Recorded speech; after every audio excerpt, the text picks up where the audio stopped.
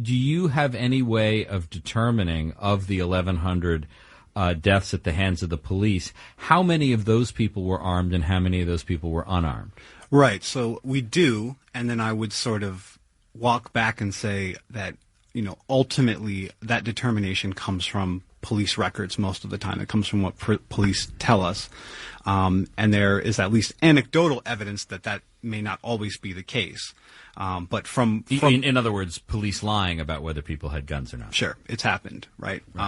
But presuming that those numbers are accurate, we know is that about 9% of people who are shot by the police are completely and totally unarmed.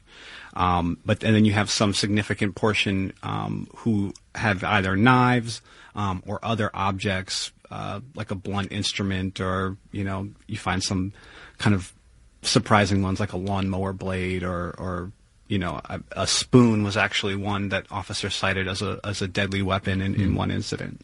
I think it's worth highlighting here. You mentioned that the Roland Fryer paper earlier, right. This research. The whole sort of basis of that study was saying we're going to take the set of incidents, again, specifically in Houston, where an officer might have been justified in using force, and then how often do they actually shoot, and is there a racial bias there?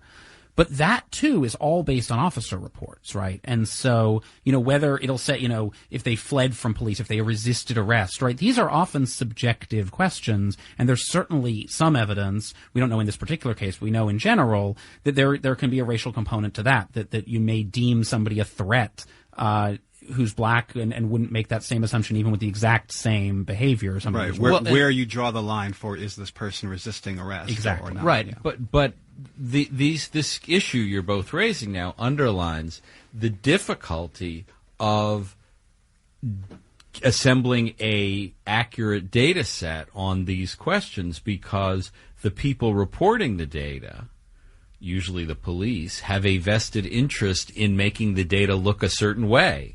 You don't have an outside controller that can view everything from an eye in the sky and tell you what actually happened. Sure, and that's why, at the very least, you're not going to get perfectly clean data for all the things that police do in society. It's just not realistic. But at the very least, in police shooting incidents, you can make it so that, and several states have done this now, where there has to be an independent investigator and there has to be a special prosecutor. So, for example, here in New York, we now have special prosecutor for any time an unarmed person is killed by the police. I believe Wisconsin was the first state, if I'm not mistaken, to require an outside investigator for police shootings. So that's a very simple sort of legislative common sense thing that can be done to at least improve the quality of our information when people are killed.